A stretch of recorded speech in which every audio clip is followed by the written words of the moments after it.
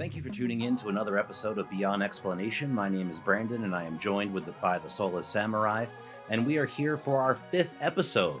And I am definitely super excited to bring you guys another review of Unidentified, and we're going to go over the last episode. That's episode 6 of Unidentified. And I want to say hello to my guest and always friend.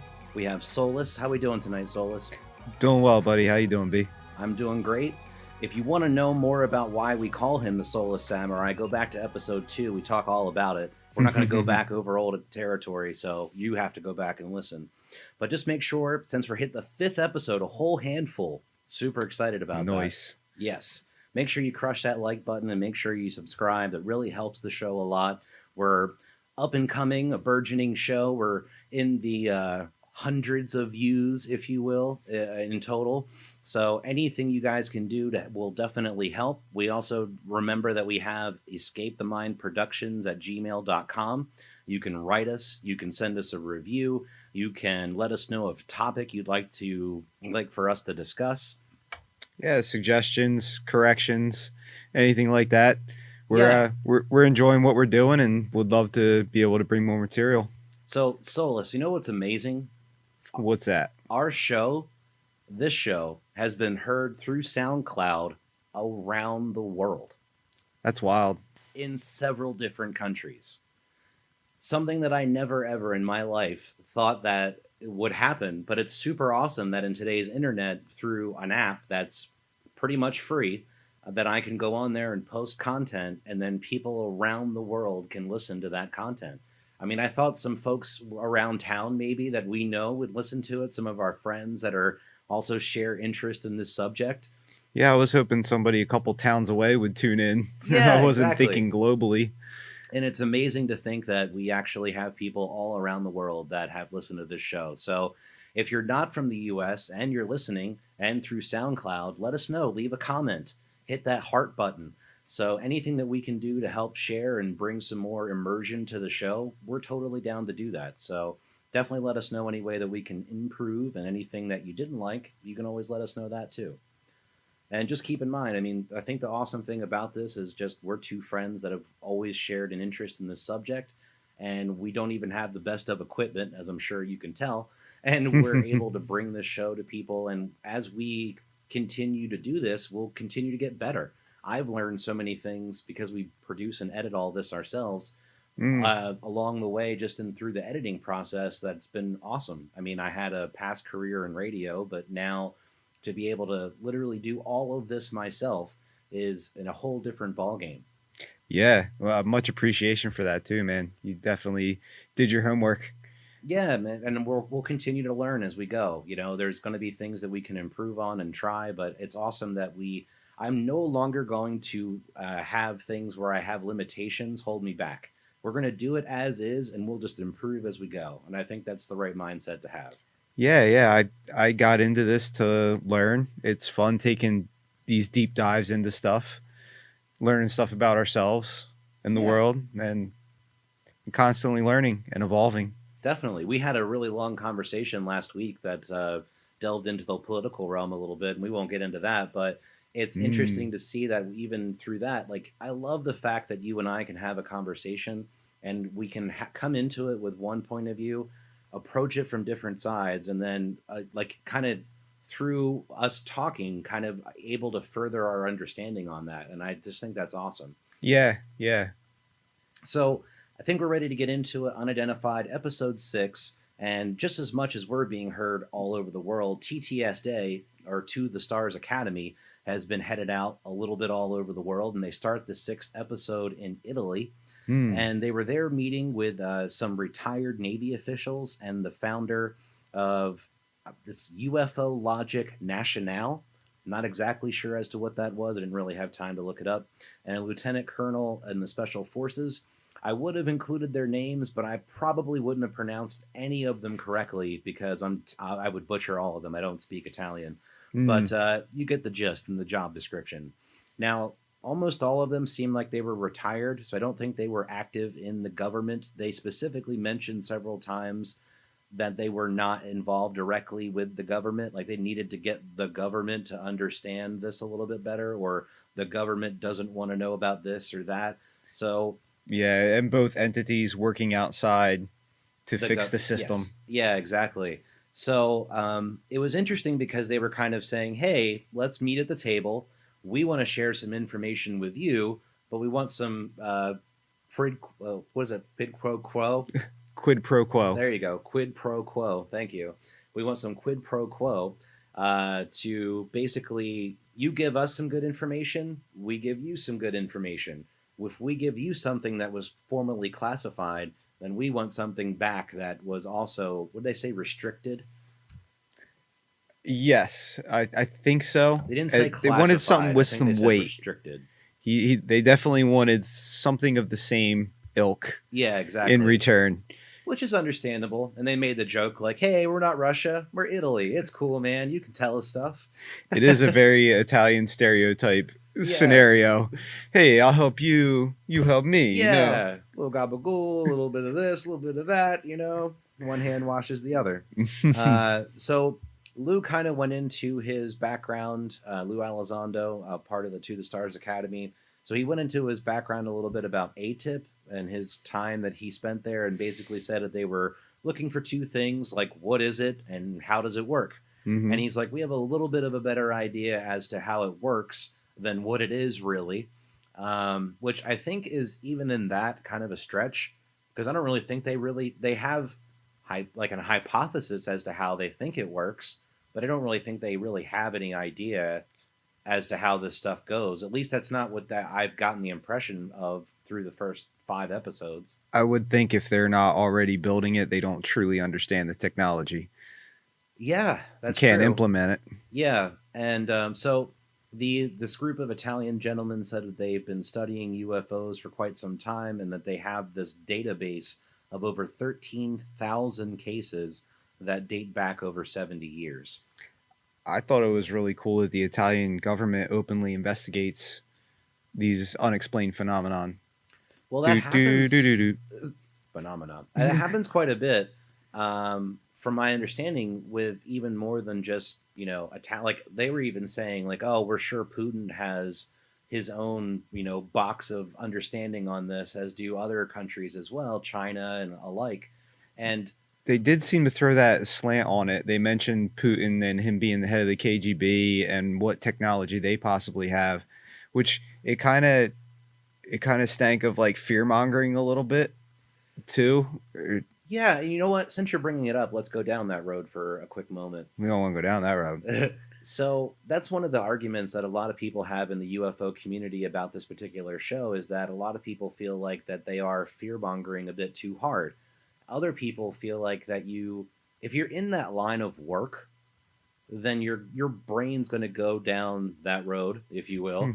will, more frequently than what other people might. That's true. You're looking for what to defend against. It's Yeah. your job. So, are we being overly critical in saying that they're fear mongering, or are we being realistic in saying that, yeah, they're kind of driving this point home a little too frequently?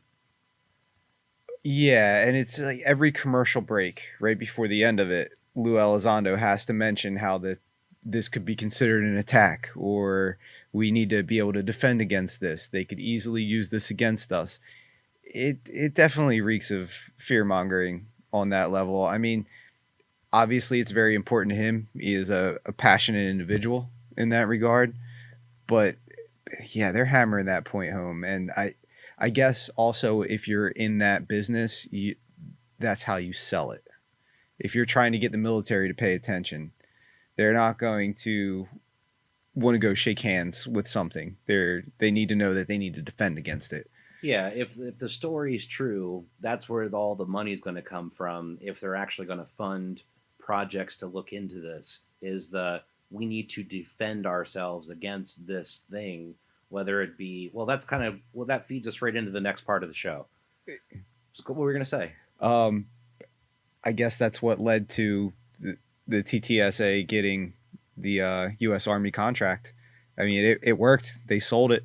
Yeah, definitely. We'll get into the specifics of that contract a little bit later, but yeah, they have at this particular point in time secured a contract with the U.S. military, and it's interesting to see It wasn't too long after the Unidentified show finished as a whole. We're a little behind, we're about a couple, like 2 months behind. Mm. But shortly after this season had wrapped, that was announced.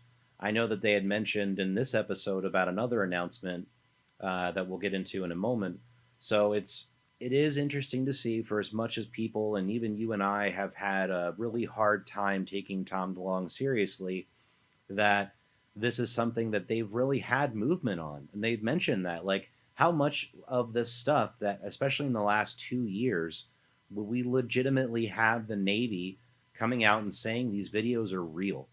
Mm. So, how much would this needle have moved without them? That is true. That is true. And obviously, they've got the attention, the respect, and the confidence of the U.S. government in this regard, because they're willing to give them this contract. Um, so they won that approval, or did they prove that it's a nice distraction right now? Yeah, I mean, is Because it, it's definitely a hot topic. or were they working with them all along, but now they're saying that, this is part of the story that they're going to admit to? Like, this is the Mm. cover story as to what they're saying is that they're doing, rather than what they've actually been doing all along. Who knows? How conspiratorial do you want to get with it? Yeah, I know. There's so many different ways to take it. Well, people have said that they feel like he's another false flag sort of guy, that they, and that's what I said to you, is like, it feels almost real enough that the government would be out of touch enough with people to be like, oh yeah, that guy from Blink 182, my kid listened to that band back in the day. The kids love that guy. Yeah, let's get him involved. Like, that to me is like, yeah, I could see old people being out of touch enough to feel like that would be something that they would equate to being a logical argument, if you will. Hmm. But also, I don't really know. Like, I I know people who have or been avid Blink fans and have talked about watching things with that band, where they've talked about, even well before all this, how much Tom loved UFOs and aliens and stuff, and Yeah. it's in their music. So Hmm. it's it's hard for me to, like, know for sure on that, and that's why it's like, okay, I'll play that game a little bit, but I really don't know at the end of the day if these guys are an op or if they're legit or not. Yeah, and we'll probably never know, but fun ideas to contemplate. Yep. So back to the episode. So their conversation with the Italian gentleman kind of wrapped talking about how in 2004 in Sicily, a craft appeared a few hundred meters behind a helicopter. So basically, what happened was is that they had a series of fires, and during that series of fires, they decided to send up a helicopter to investigate what was going on or possibly causing the fires. And the helicopter, while investigating, all of a sudden this craft appeared behind it, and they said that it emitted a beam that damaged the helicopter's wing, and that it was able to land, but it was damaged enough to where it couldn't keep flying. Yeah, and they said it was definitely a directional beam and a direct hit on the helicopter. So the interesting thing about this, to me, that I think is probably the most interesting part, other than what these guys, the conversation where this is about to go, they actually have a couple of pictures of this thing behind the helicopter. Hmm. And it's like, it's legit, man. It doesn't look like Photoshop. I mean, they look like pretty legitimate images. I mean, Photoshop's pretty good these days. We're going into these deep fake conversations online a lot. Right. But I mean, these things look pretty good. So it's interesting to see that these guys have such a legitimate, deep, extensive database of all of these things. Mm. And there were multiple witnesses. Yeah, exactly. Um, so one of the other things that they talked about that I thought was super interesting was that, and I've never, we talked about this real super briefly while we were watching it. I've never heard them talk about this before, and they just mentioned it so casually that I was like, wait I feel like you left a big part out. So they Hmm. were saying that, like, oh, we couldn't fire missiles at the craft, or else the missiles would come back at us. And then I pieced together that I'm assuming that's from the quote unquote stealth mode that they mentioned that these craft have. Hmm. So they mentioned also that when the beam fired, somehow these guys figured out that the UFO would have to come out of its stealth mode or stealth technology mode or whatever to shoot this beam. And at that point in time, when it does that, we could shoot it with depleted uranium rounds, is what they said. Yeah. It seems like quite a leap, and also something out of science fiction. Isn't Like, that how how they do you just defeat the so Death Star? casually bring that up in conversation? Like, you and I, like, I feel like that took it to a whole nother level, but we don't even discuss that this just went up a notch. Yeah, yeah. It also seems like a serious chunk in the armor or chink in the armor. If they have all this technology, but they have to completely make themselves defenseless in order to have an offense. I mean, is that how the technology works? Whereas, like, you have like the very energy that allows you to be stealth is then channeled into creating that beam. Because they were saying that it was so that we have, like, I played the Division on PlayStation, and you have Mm, like EMP grenades that you can throw out, and it makes computers all discombobulated. right. And so they were saying that we have stuff like that, but we Hmm. don't have a way to concentrate that into like a beam. And that's what they're Right. saying, that they believe that this beam that hit this helicopter was an electromagnetic pulse or like a concentration. It takes a lot of energy Yeah. to And to create something like that. we've talked about that before, because we've talked about they have, specs for anti-gravity engines, but yet we just don't have enough power to make them go. Hmm. Like, we have ideas of how this stuff theoretically could work, but we don't know how to power them. Right. Even something as simple as a lightsaber, we have that technology, but not the power, like capacity to make it a handheld weapon. Yeah, you didn't you say before you'd have to wear like a really big backpack Yeah. Yeah. just to, like, for batteries essentially, and then you're not going Hmm. to be able to act like a ninja and do the flips and stuff with that big old backpack. But a robot could. Well, talk to Boston Dynamics; they might be able to make something for you. That stuff's getting really creepy. So they mentioned about they said they couldn't fire the missiles at it, but once the craft would fire its beam, they would be able to shoot it with the depleted uranium rounds. And then they talked about how they believe that these series of fires that they had were started by an electromagnetic beam that came out of the ocean. Yeah, electromagnetic burst from the bottom of the ocean, from about 80 kilometers out in the middle of the ocean.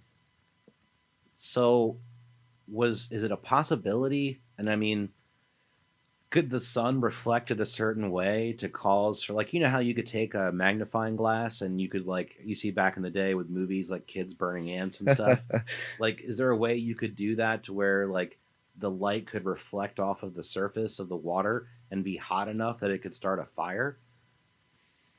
Like, I'm exaggerating here a little bit, because clearly I don't really think that's what happened, but, like, let's try to put a little plausible thought into this. Like, if they're saying this was some beam that came out of the ocean, I would have to imagine, like, how do you even get to that? Like, Yeah, and where's that evidence? yeah, Nobody said that they saw it. They just casually dropped that into conversation. yeah, and it's I don't. We've talked. They've talked about previously unidentified submersible objects and different sightings that we even detailed in past episodes, from different Navy events that saw them during exercises. Yeah, all the way And back to what, the 1950s? yeah, and even before. I mean, Mm, the database that these guys were talking about that they shared with TTSA was from, they said, went back to 1901. yeah. And I told you in one of the past episodes that I was listening on the Richard Dolan show to them. I think it was Michael Schratt talk about, like, unidentified dirigible sightings, if you will, like way way back, like in the West, Hmm. during Red Dead Redemption days, if you will. So after the meeting, and they shared the files, and they agreed essentially to a partnership that would continue on between the two entities of these Italian gentlemen and To the Stars Academy, and they would continue to share information in the best way that they could. And these guys gave them like a thumb drive that Again, essentially right out of the movie. yeah, that contained the vast majority of their files. They said it was Hmm. over 13,000 cases that dated back over 70 years. Yeah, and it had the picture that you were talking about of the incident in Sicily. Yeah, it showed several pictures of the helicopter's wing being damaged, and it showed a couple other different angles of the actual UFO behind the helicopter. Now, these are people on the ground that took pictures of it, so it's not like you can zoom in as well back in 2004 as you probably could now. There's not as many pixels and things in those cameras that you would have in your cell phone back then. So it's obviously not the greatest evidence in the world, but it's definitely pretty good evidence. It's better than some Bigfoot pictures I've seen. Yeah, you can clearly see the helicopter. It's a white helicopter, and then it's more of like a black speck or shape. They claimed it was saucer shaped, but it must not have been at the time of this supposed beam being fired because that wasn't in the picture. So the show moves on, and Lou meets with Steve Justice.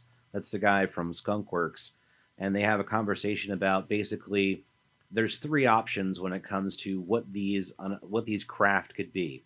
So one, it's our tech. Two, it's foreign tech that we don't know about. Or three, it's something else entirely. Which is interesting because I mentioned to you, I think that's the first time really on this show in the 6 episodes that they've even really given the possibility of aliens. They Yeah, didn't use the word aliens, they just nope, said something else, whether it be interdimensional or from another planet, is what they said. hmm, They actually never used the word aliens, but would that be? That's aliens. right, So it's for them to actually say, okay, so it's either another country, it's us, or it's aliens, essentially, for this technology. And that's kind of what they feel like the possibilities would be. And they brought up the fact that John McCain did some work towards the end of his career that basically we mentioned in a past episode where he helped to get benefits for a veteran that was in the Rendlesham Forest incident, who actually is now receiving benefits from the VA from the injuries that he sustained from an incident where he touched or came in contact with an unidentified flying object. That was our last episode. If you don't know what I'm talking about, go back and check that out. It was pretty interesting. Um, so obviously he's a believer and supporter it would in these seem, endeavors. it would seem. So he was able to get a lot of the some information from ATIP made public to the general public, and it was a list of 32 different studies that they had looked into, and some of the studies were for things like wormholes or anti-gravity devices, and it was all theoretical. Like it's not, they didn't actually look into, they didn't actually do tests from my understanding. Mm, They just basically did, they theorized. yeah, yeah. Is it possible to have an invincibility cloak? Yeah, yeah. Lasers. Sharks with lasers. So, also in that particular conversation, Steve Justice basically says that this department or area of thinking is just kind of so unknown that he doesn't normally allow himself to kind of go there, is what he says. Because, when you're dealing with could it be aliens? Could it be a foreign power? Could it be us? Could it Mm, be what have you? Like, we just have so little information on this right now. That's what they're portraying, that it's just we try to concentrate on what we do know. right. Yeah. You got to stay in the ballpark Yeah. of what you know.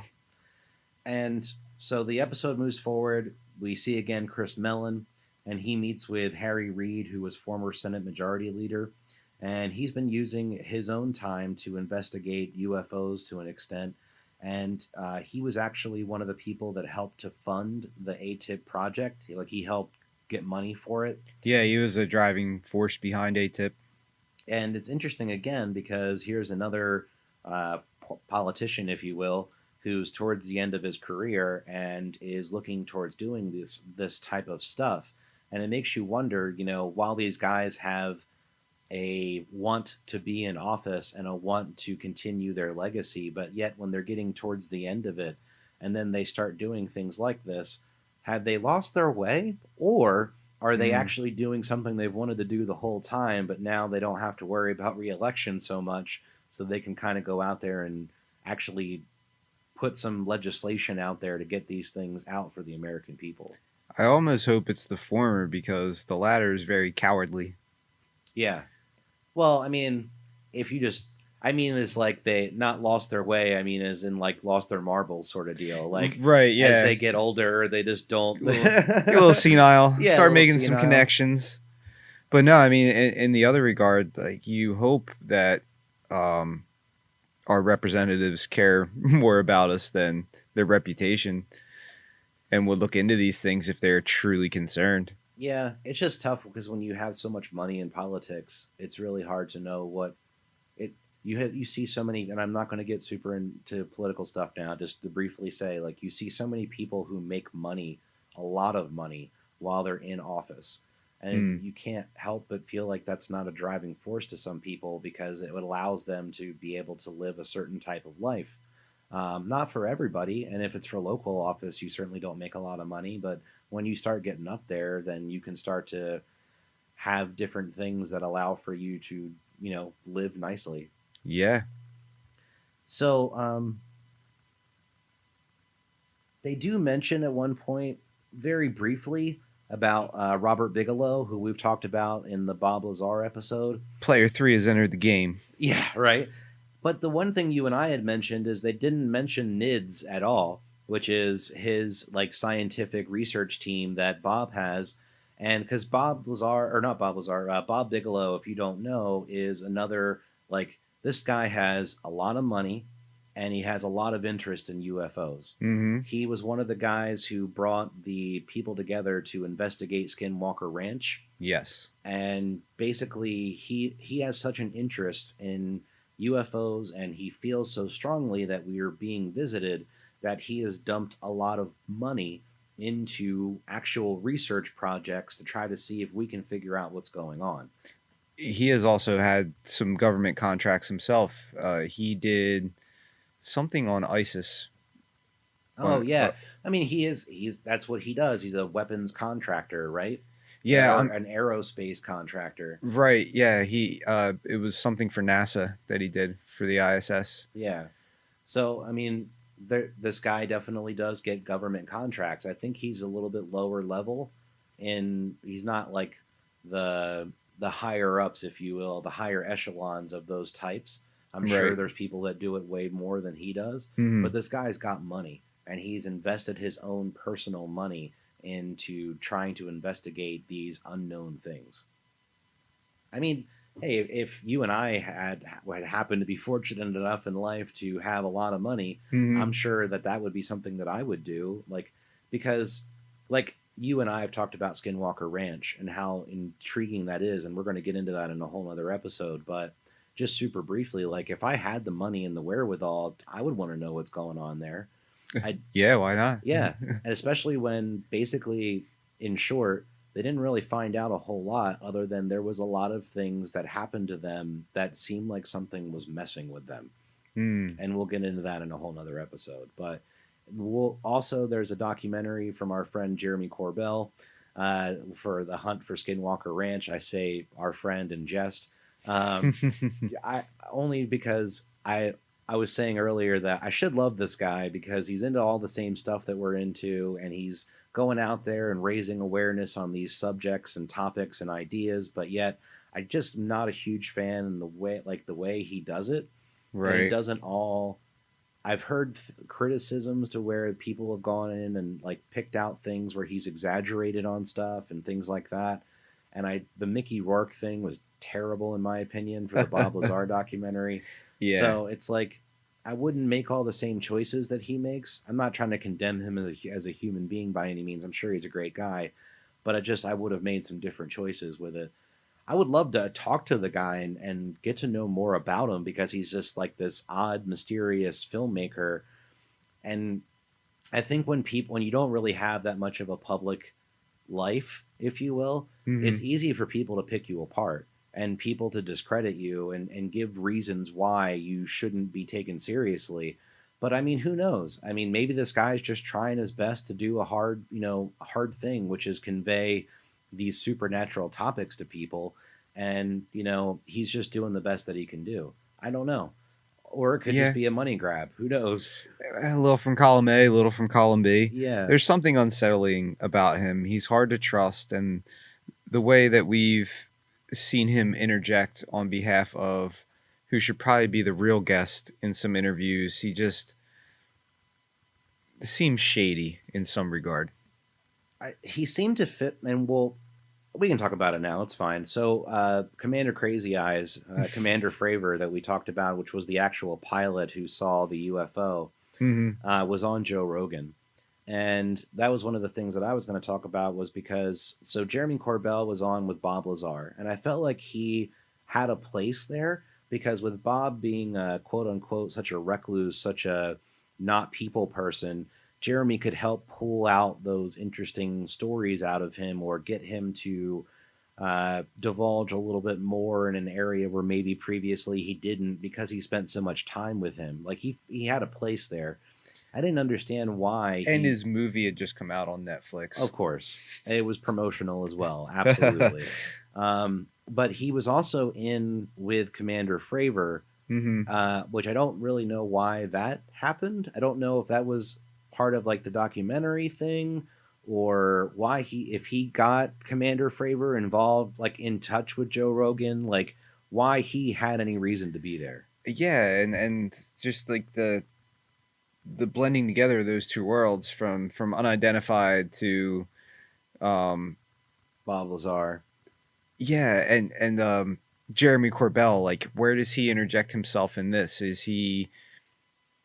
he working directly with the TTSA? Is he just a side observer, like an interested party, if you will? Is he going to be the next person to do a documentary on Fravor's experience? Well, we know that TTSA has an entertainment division, if you will, and we're going to get into that a little bit again later. But in knowing that they have an interest in generating media content like movies and TV shows and stuff like Unidentified, for people who are interested like ourselves, when we know they're coming out with that type of stuff and they're putting money into that, then I mean, I'm sure he would be an interested party in trying to get himself a piece of that, especially considering he's like in all of these same topics. He's already doing stuff. Aliens so hot right now. Yeah, right. Well, I mean, to be honest, there's a lot of stuff that, since this is the last episode of Unidentified, we've talked about like kind of where we're going to go next with this. And there are two other shows that are going on right now. One's called Contact. I think it's on Discovery Plus. And then there's another one. It's an older show that I've been watching that just got posted on Hulu that was called Hangar One. And that kind of goes into MUFON and a lot of their different investigations into UFOs. Interesting. Yeah. So, I mean, we have some different places that we could go with this. The MUFON one with Hangar One is interesting because they go into some presidents who have possibly had UFO sightings. Hint, they were friends with Jackie Gleason. And that's an interesting one. And I'll leave it brief just in case we end up deciding to go down that road another time. But it's with so many things going on even right now and being produced even right now. I mean, Ancient Aliens has been out for a long time, but it's like you're getting more and more slightly more credible bits. Like you and I talk about Ancient Aliens as like popcorn. Like it's like, okay, let's see how far down this we can go. Yeah. And we don't really put a lot of stock into it, but it's fun to watch if there's nothing else on. But yet, the OGs. Yeah. But yet with some of this other stuff, I mean, these guys with Unidentified and To the Stars Academy, they're bringing multiple forms of military figures who have encountered or seen or heard of these things. And for the first time, kind of bringing them forward to the general public in a large way. And that's interesting to kind of see, again, whether you agree with that, with their motivations or not. It's interesting to see the needle move so much on this topic in the last couple of years. I never thought in my lifetime, we would get the U.S. Navy saying that we have videos of UFOs and they're legit. Yeah. And even changing policies around this. which Yeah. we'll get to later. Well, actually, we're basically there. So they talked about Bob Bigelow. They mentioned him, but just very briefly. So Lou also states that he believes that ATIP is still an ongoing thing within the government. That it may not necessarily be called the same thing, but they're definitely still having things investigated through the government. And and run by multiple agencies now. yeah, exactly. And that so it may not just be one project, it may be something that blankets several different things, Hmm. but they're not 100%. He said basically they file paperwork when they start a project and they file paperwork when they end a project. And he said, and you will not find any paperwork that corresponds to the ending of ATIP. Dun dun dun. Yeah. Commercial break. And now a word from our sponsors. We don't have any. If you want to sponsor the show, no, I'm kidding. So they talked about how there was another press release, and we mentioned just a little earlier about how there was now going to be like an actual set thing for pilots to do to report them seeing UFOs. So we're It not was going to. so important to Lou that he interrupted Tom DeLonge's recording session, and they sat surrounded by amps and guitars, and he showed him this article on an iPad. And it's interesting to see. I mean, I love all the. You can tell so bad in this show all of the things that they do. We're like, okay, we're going to recreate this moment that happened at another time, Yeah. and it's like, really, like, it's painful sometimes. The fake bird we saw earlier in the one other scene, like, come on, man. Yeah. So they basically said that instead of them shaming pilots or pilots not coming forward, that there's now going to be this set thing that's in place to allow for them to come forward if they see a UFO and report it so that we can actually do something to document or research or anything these encounters. Hmm. It seemed really emotionally important to Lou Elizondo and Tom DeLonge. Years of work for Lou Elizondo culminated in an official policy change. Yeah, so I mean that's kind of how they ended the show. Was just basically saying like, hey, we worked really hard on this and trying to raise awareness and trying to get the government to take us seriously, and that we did a lot of things where we put a light on topics and incidents both on the East Coast and the West Coast. We brought you multiple military personnel who have encountered these things. They've had meetings with Congress.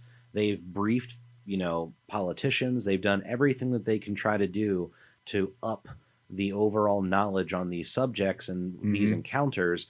And it's actually now driving policy changes, which is something that they were hoping for from the beginning. They said, although I don't totally believe that they're not in it for fame or money or any of that stuff, they just want change. As he rides his trike motorcycle, smokes his fine cigars. I mean, his truck was a little bit more of a beater, but he did have, was it a Mercedes and a nice motorcycle in his driveway. Yeah. And before we get into a little bit more on the military contract, that's one of the criticisms I have about the show is, they like for 6 episodes they drive home the point about Lou and his job and him leaving and why he left, and like, bro, you could have spent 5 minutes on that on the first episode, not mentioned it again probably till the last episode, and then just hit on it again a little bit right before we wrapped, and it probably would have drove the point home a little bit better than you just hammering me over the head with it for 6 episodes. Yeah, he makes himself out to be a martyr. And then the last episode shows his awesome motorcycle, his nice house. Benz, his nice house. He's flying all over the world. Like you said, like somebody who has a lot of money that they don't know what to do with and is like, I'm going to go investigate this. Obviously, they have a decent backing and have some money behind them. Those Tom DeLonge bankruptcy rumors might not be true. I wish we could find that. We've looked so hard for that video, and I've not been able to find it. And it was because you and silenced. Yeah, right. I don't know. Maybe it was taken out of the algorithms. Yeah.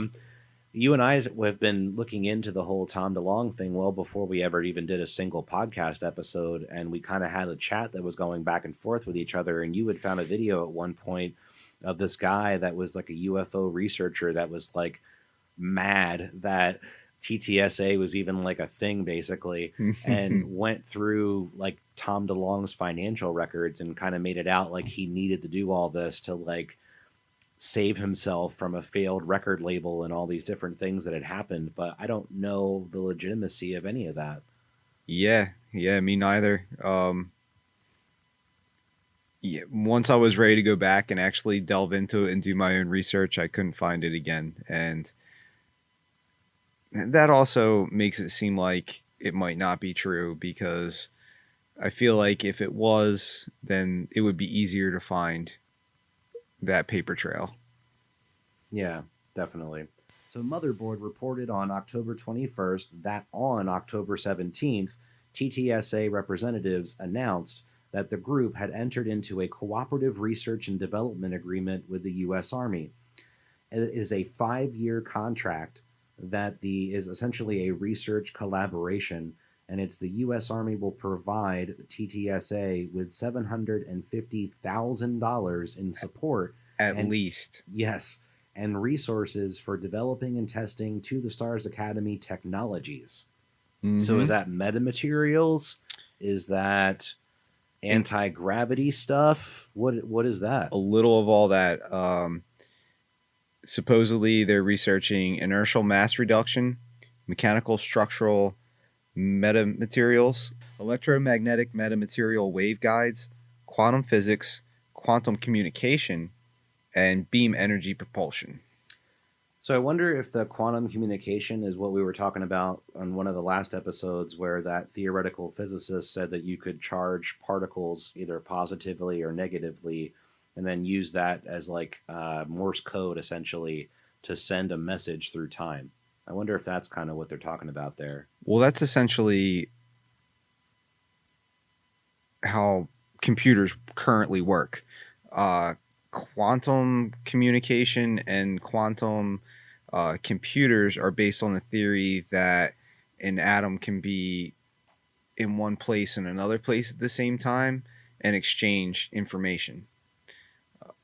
Recently, I think within the past year, a quantum computer was made, but it's something that takes a lot of energy and a lot of space and is extremely complicated. So it's not doing the complicated tasks that they envision it for. You're not going to be podcasting on it. No, not yet. It would be more for like mathematics and doing things very quickly. Oh, like computing things. Yes, Got it. instantaneously. Got it. So they also said, according to the contract, that alongside To the Stars Academy's technology production and theoretical research is an entertainment division that is at the forefront of socializing the UFO conversation. That's something that people have said happens for a very long time, and it is this confirmation is again. It seems so like cheesy that I question whether it's a legitimate thing because it straight up seems like something out of a movie. So, Rabbit Hole, and I might be wrong on the name of this, and you can correct me if I'm wrong because I'm not 100% sure, Mm-hmm. but wasn't it Project Mockingbird? Or it was basically the CIA has control over the media and they essentially can insert their own talking points and things of that nature into our everyday news outlets and things of that nature. Right. Now, that project supposedly ended at a certain point. Some people say it never did, but I want Lou Elizondo to find that paperwork. yeah, right, yeah. Hey, man, he said that somewhere there's records of this stuff. Yeah. It's interesting to see that they're coming out and saying that, they're trying to be at the forefront of socializing the UFO conversation. That seems so creepy. Like that term, I don't know why. It's off-putting to me. Yeah. Yeah, rightfully so. We're being fed information. And the fact that they feel like they need to choose that talking point that people have used as a conspiracy theory for so long. Like once you pick a different way to say that as the US Army. Well, you wonder if it's one of those things where it's like, they don't they know enough to be dangerous, Like, I do what I do for a living. It's like sometimes when you have people that have enough knowledge to mess things up, like they're almost worse than people who don't know anything at all. Like, you Mm. know enough to go in there and mess with settings, but you don't really know what those settings do. And then every once in a while, you get yourself into a jam that you can't get yourself out of. Yeah, I've been there. So, I think the scarier thing to me is the money that they're putting toward these metamaterials. Um, they're basically building these artificial materials with properties that don't exist in nature, and they're doing it with like chemical structure and not material composition. The core concept of metamaterials is to craft materials using artificially designed and fabricated structural units to achieve the desired properties and functionalities. An example would be an invincibility cloak. For the technology to obscure an object, the material must be able to precisely control the path of the light in a similar manner. So, with these metamaterials, you can get things like invincibility cloaks. You can affect electromagnetic waves and therefore EMPs, which they mention being what they think these craft are using as a weapon. So defense shields, and also uh, building materials for these crafts.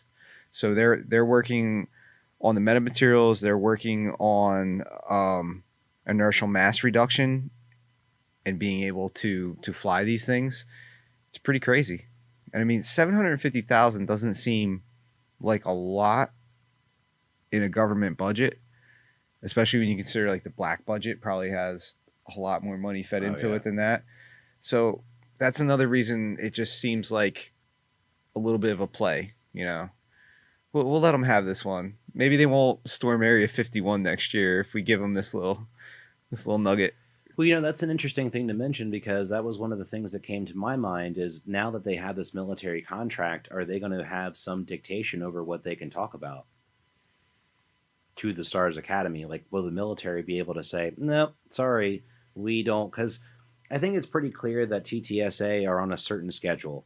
Like, they have a certain way of that they feel like they're going to be rolling out disclosure. I feel Mm, like that's kind of what they're doing here. Like, right. hey, we have a very meticulous way that we're going to go about kind of drip dropping out disclosure. And Mm. then this is kind of our way that maybe that we want to move towards it. Is the military necessarily going to agree with that? I don't know.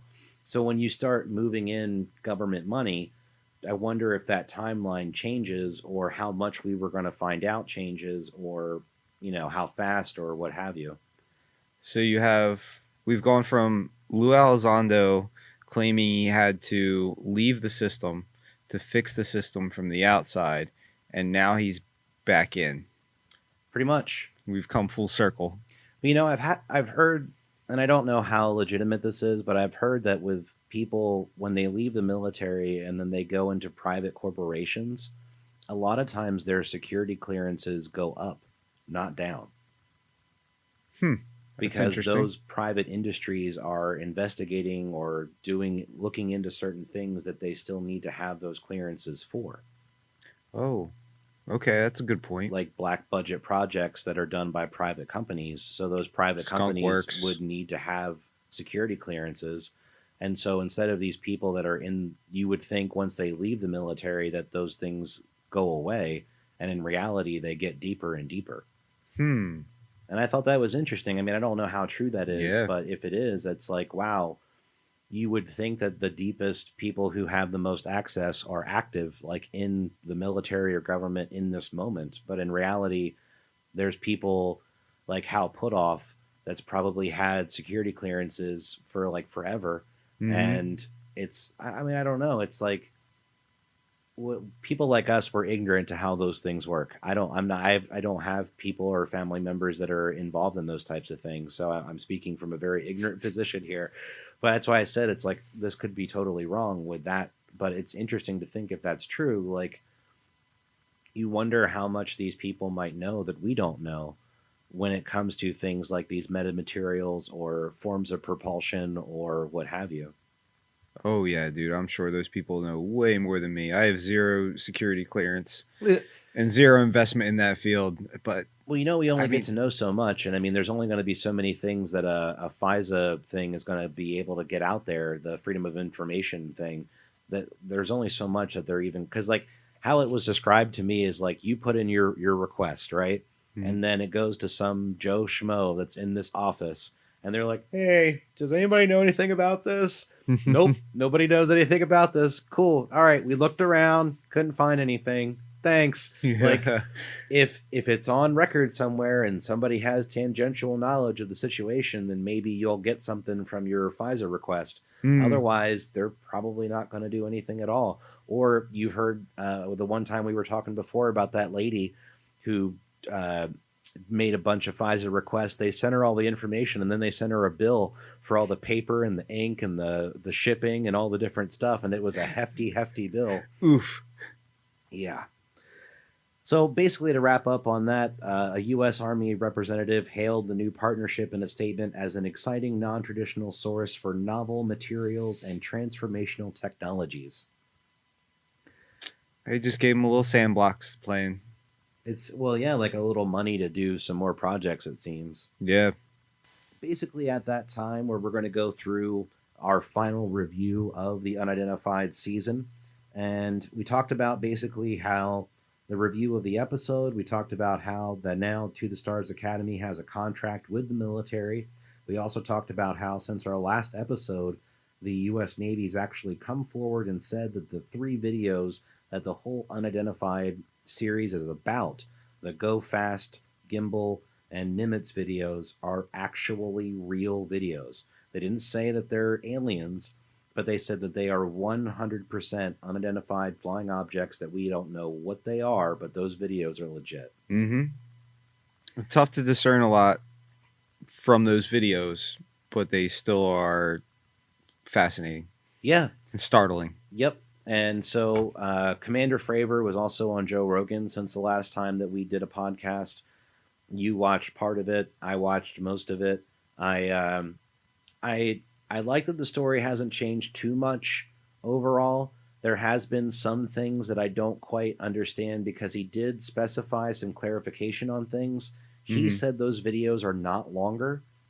Remember how this whole time we like kind of heard like the one pilot said that, oh yeah, there's another part to this where there was like in the gimbal video where the craft is kind of on its side, and Mm-hmm. he said that there was another group of craft that we didn't see that were in the video, and he said that it picked up after that.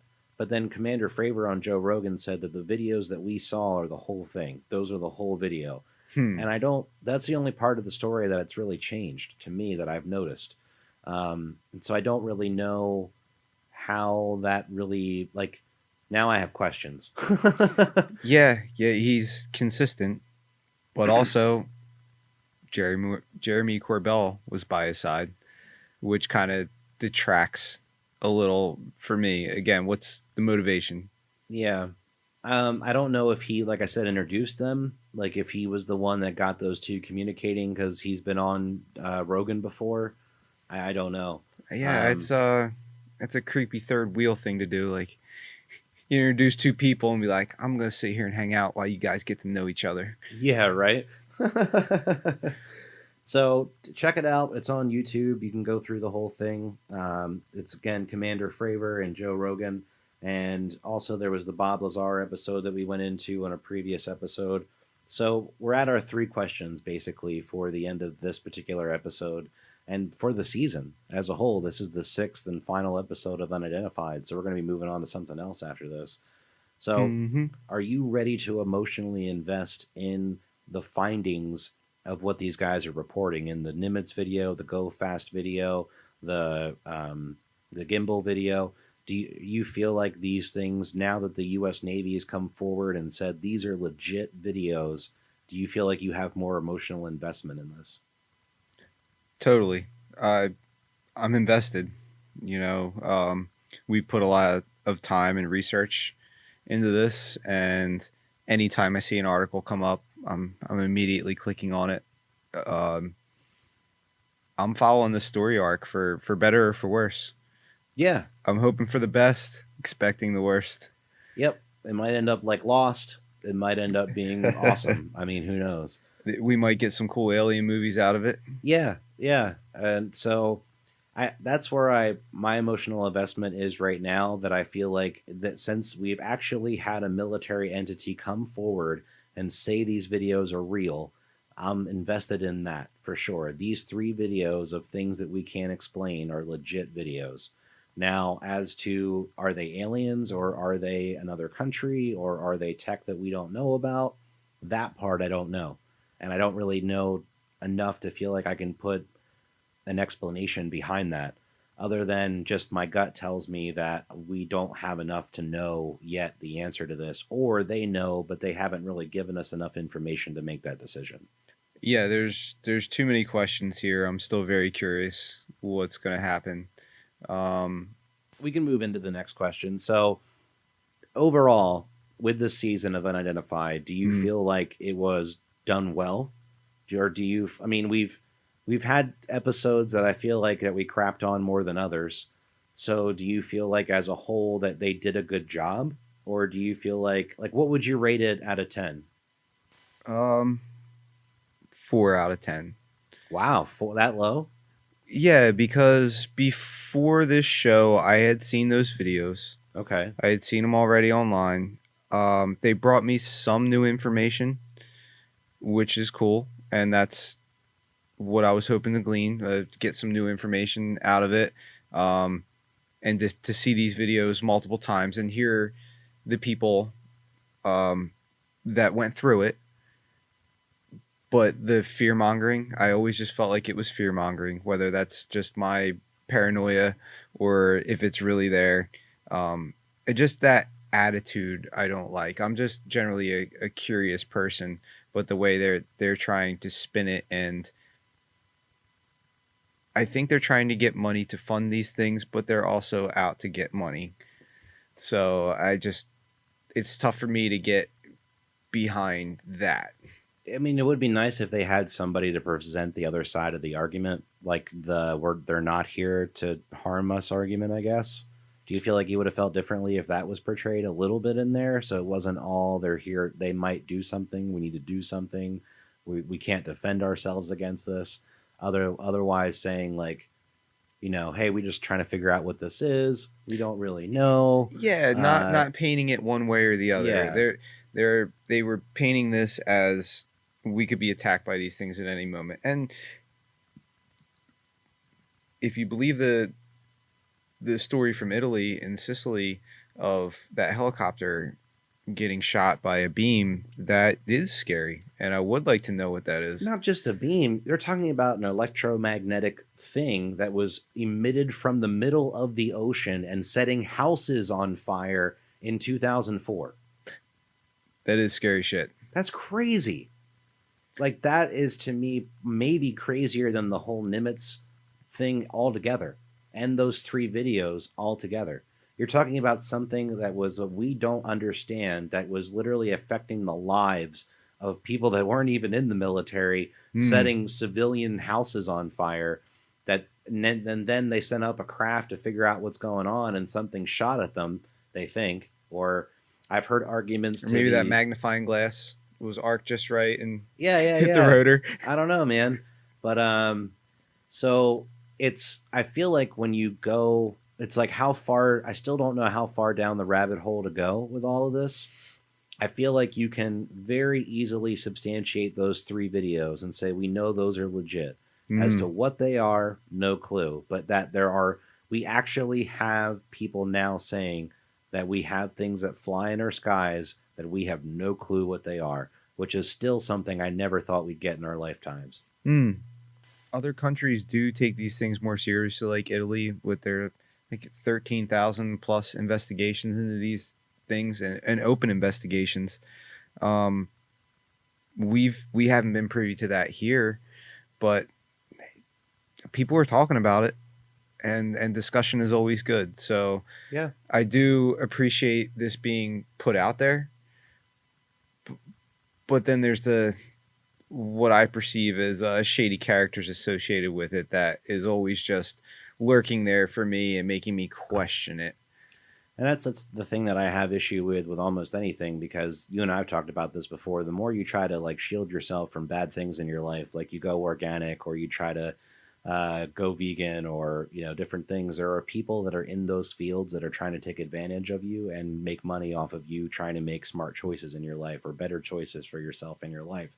And you almost have to be even more guarded of yourself and when you try to do those things and look that much harder. Like something silly, like I had they put bad things in most deodorants, and Mm. I had one that had the vast majority of those things taken out, and then all of a sudden they started putting one of them back in, but they just called it something else. And it's like, unless you research this stuff and you look into it and you can kind of see, like, you're aware of these things, Hmm. you might not even pick up on that fact. And you can't just research one alley. There's so many different things. You might read somebody's paper, but they have one opinion, and they're maybe looking for a result in it. It's such a we're we have so much access to information at this point that it's really muddy waters. It's really tough to discern what's real, what's accurate.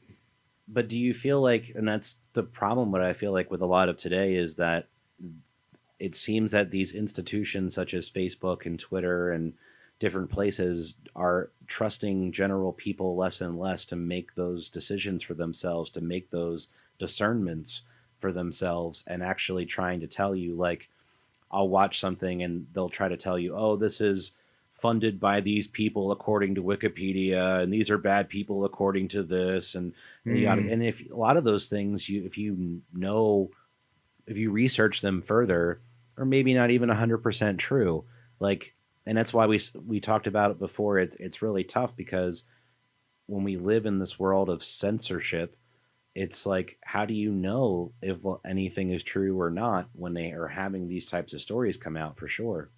by the by the time it gets to me, it's been through so many hands that have used a paintbrush to Yeah, paint it in their own way. we're just as likely to be playing a really big game of telephone. That's why I said, like, those three videos.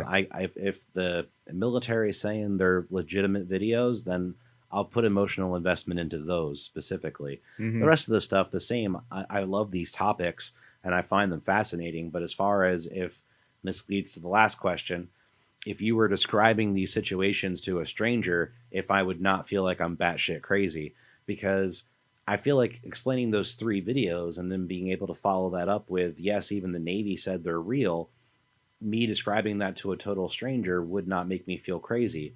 But if you get into a Right. lot of this other stuff, like the helicopter and then an electromagnetic beam starting fires and stuff, like, it's not won't take too long before you start feeling like you're rolling down the crazy train. So if you were describing this to a total stranger, how much of this do you feel like you could convey without feeling like you were batshit crazy? About 30 or 40%. Because it's a little bit of substance padded with a lot of opinion and ideas Yeah, and stuff. a lot of theoretical stuff. Yeah, if I can point to some things and say, hey, there's this as evidence. Extraordinary claims require extraordinary evidence. Once you go beyond that, then you are kind of just going down that rabbit hole. Yep. And so when you're dealing with two folks who are emotionally invested to an extent in these videos and these topics, then I think it's interesting to see that the review for Unidentified from the Solus is a 4 out of 10. For myself, I think I'd go 6 out of 10, just taking into consideration the fact that I don't really think that we were their target audience, believe it or not. I Yeah. think they were going after people who literally had no prior knowledge to any of these topics whatsoever. So I think if you're taking that into consideration, I'd give it a little bit higher score, but not too Okay. much. So I'd say 6 out of 10 myself. So if you give Between the the two of us, average, yeah, we'll say a 5 out of 10. So they could have done better. They could have I give found them. ways to convey this in a much more succinct format, I feel like, for sure. Yeah, yeah, and I guess it's just the trend of that kind of TV now to do that kind of stuff with the the catchy endings before the commercial breaks, and the fear mongering in general. I mean, that's what sells, it seems. It's not the typical media that I ingest. You know, I'm not used to the History Channel documentaries or the TLC spin, or is that even a channel anymore? I don't even Yeah, I know. think so. Okay. I don't know. I I haven't don't think had there's much cable in a long learning going time. on So over there. what was that? I don't think there's much learning going on over there. Yeah, at TLC. Yeah, Yeah. no. So I think all in all, it was fun. We learned some new things. I think it moved the needle as a whole on the conversation, which is what they're trying to do, clearly. Hmm. So if you're still listening to the show, we want to thank everybody for sticking with us through the first 5 episodes. We're definitely going to be moving into new topics and new areas. And I'm excited because tonight we're actually going to have a first, which is we're recording 2 podcasts. So if you're listening to this, make sure you stay tuned because we're going to be having a new series of Escape the Mind reviews, which we're going to start, I think, our first little series on Castle Rock, the 2nd season. And so make sure that you guys check that out if you're interested. And I'm also a huge Stephen King fan. Really looking forward to that. Yeah, definitely. I'm more of a Stephen King novice. You're more of a Stephen King aficionado. So I'm super excited to kind of see where all of this goes. So if you guys are still listening, make sure that you hit that like button. Make sure you subscribe so that way you can stay up to date on all the things that we release. And also make sure that if you want to leave us a comment or review below, that you do so. And if you want to email us, you can do so at escapethemindproductions@gmail.com. And again, thank you everyone for tuning in. For me, myself, B, and for Solus, thank you so much. Yeah, much appreciated. Have a great rest of your night. Take it easy.